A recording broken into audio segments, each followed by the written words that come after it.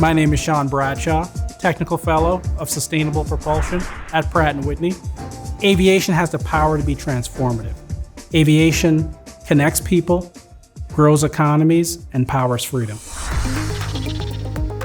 Thermodynamics is the science of heat motion, or interpreted today, energy motion. So this is applicable to a jet engine. So when we design jet engines, we design them such that they use energy more efficiently. And what thermodynamics tells us is that you've got to run that engine, that mechanical device, hotter and hotter, while never sacrificing safety and reliability. So at Pratt Whitney, we're continuing to develop advanced materials that allows this turbine component to run hotter.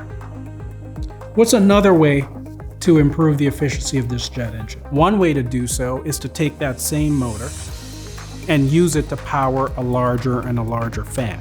That fan will tend to push more air than a smaller fan, which means that there's going to be less energy in the jet leaving the turbine. When these two jet velocities are about equal, the engine operates more efficiently. The other way to make an engine more efficient is to use the same size fan, shrink the motor a bit, while still delivering the power required to turn that larger fan. There's a direct connection between thermodynamics and sustainability. Thermodynamics tells us as we make engines more efficient, those engines will emit less and less CO2 into the atmosphere. We also need to do something else in addition to make our engines more efficient. Field engines that use alternate fuels, or fuels with lower and lower levels of carbon. Those fuels can be biofuels.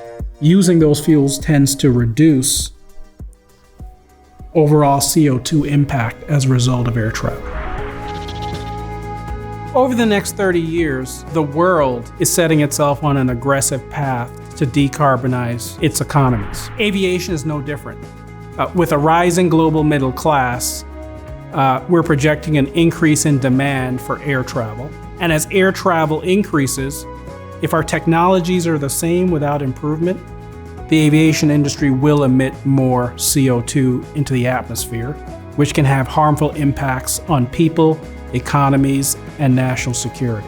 At Pratt Whitney, we are working on advanced technologies for engines that we're going to field in 10, 15, and 30 years.